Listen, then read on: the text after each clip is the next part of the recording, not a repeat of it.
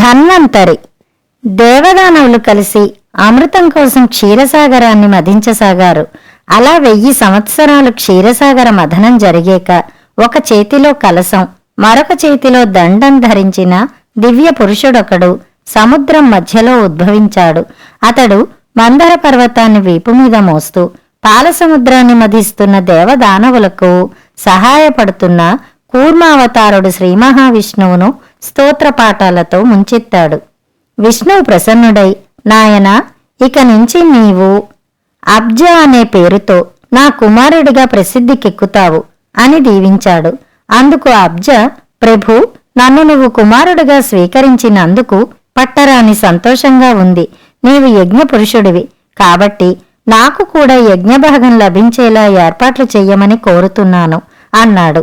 అందుకు విష్ణువు, కుమారా, ఇంద్రాది దేవతలు నీకంటే ముందు పుట్టి యజ్ఞభాగం పొందారు. ఇప్పుడే పుట్టిన నువ్వు యజ్ఞభాగం అడగడంలో ఔచిత్యం లేదు.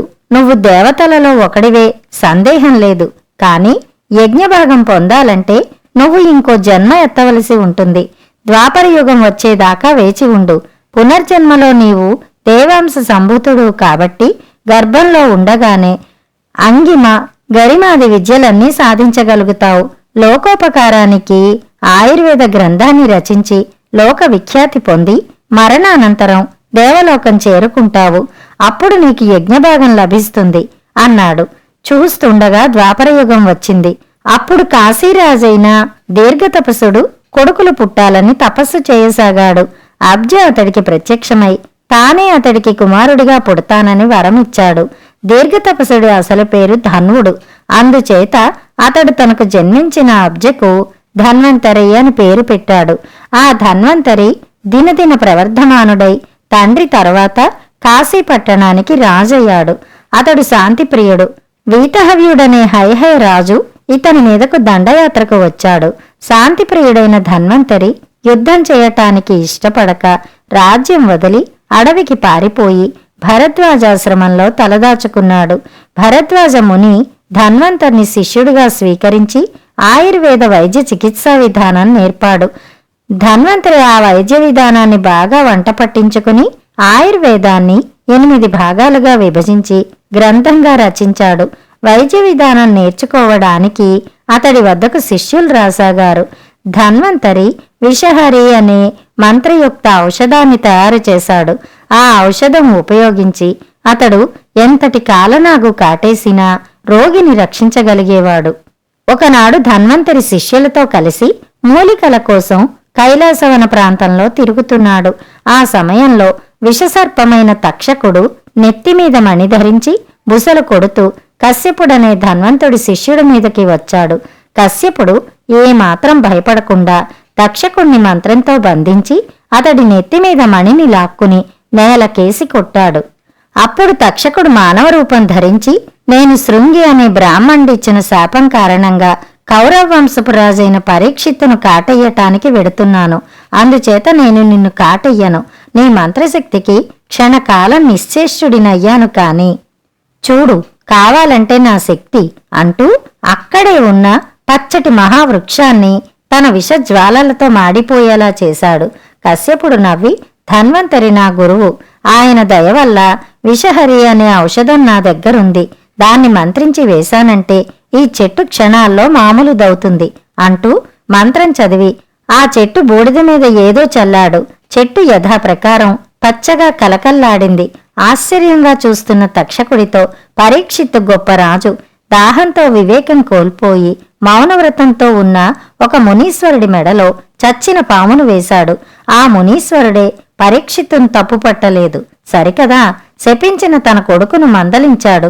కాటేసి చంపాలని శపిస్తే మాత్రం నీకేం అపకారం చేశాడని పరీక్షిత్తును చంపుతావు? ఆ రాజును నా విషహరిచేత బతికించి తీరుతాను అన్నాడు కశ్యపుడు. తక్షకుడు ఖంగు తిన్నాడు. తను పరీక్షిత్తును కాటేసిన తర్వాత కశ్యపుడు తిరిగి అతన్ని బతికిస్తే నాగలోకం అంటే మనుషులకు చులకనైపోతుంది, పాములంటే భయం పూర్తిగా పోతుంది. అందుకని కశ్యపుడు పరీక్షిత్తును బ్రతికించనని మాట ఇవ్వాలని తక్షకుడు అతన్ని కాళ్లా వేళ్లా పడి బతిమిలాడాడు.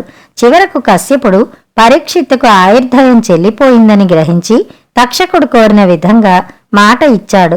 తక్షకుడు వెళ్ళిపోయాడు. తక్షకుడు ధన్వంతరి శిష్యుడి చేతిలో పొందిన పరాభవం సర్పరాజు వాసుకి చెవిలో పడింది.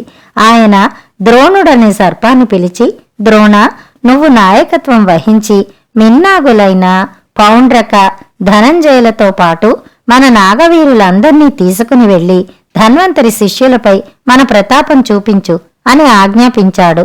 ద్రోణుడి నాయకత్వంలో నాగులందరూ ధన్వంతరి ఆశ్రమానికి వచ్చి విషవాయువును చిమ్మారు. ఆ విషవాయువును పీల్చిన ధన్వంతరి శిష్యులందరూ హాహాకారాలు చేస్తూ నేల మీద పడి మూర్ఛపోయి నురగలు కక్కసాగారు. ఈలోగా విషయం తెలుసుకున్న ధన్వంతరి క్షణం కూడా ఆలస్యం చేయకుండా విషహరి మూలికను త్వరగా ఔషధంలా పిండి శిష్యులందరూ తేరుకునేలా చేశాడు. అంతటితో ఆగక మహాకోపంతో ధన్వంతరి ప్రయోగించిన మంత్రం పాములన్నింటినీ మూర్ఛలో మునిగేటట్లు చేశాడు. నాగజాతి అంతా మూర్ఛలో మునిగిపోయిందని విన్న వాసుకి భరించలేకపోయాడు. ఆయన ధన్వంతరి మీద ప్రతీకారం తీర్చుకోవాలని మానసాదేవిని ఆశ్రయించాడు. మానసాదేవి శివభక్తురాలు, శివుడు నాగాభరణుడు. అందుచేత స్త్రీ సర్పమైన మానసాదేవి తప్పకుండా విజయం పొందగలదని వాసుకి భావించాడు. మానస గర్వంగా బయలుదేరి ధన్వంతరి శిష్యుల మీద విషజ్వాలలు కక్కి వాళ్లను మూర్ఛపోగొట్టింది.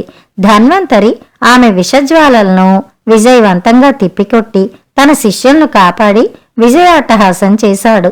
అది చూసి విషజ్వాలలతో అతన్నేమీ చేయలేనని గ్రహించిన మానస త్రిశూలాన్ని తీసుకుని, నేనే శివభక్తురాలినైతే ఈ ఆయుధం ధన్వంతరిని నాశనం చేస్తుంది అంటూ ప్రయోగించబోయింది.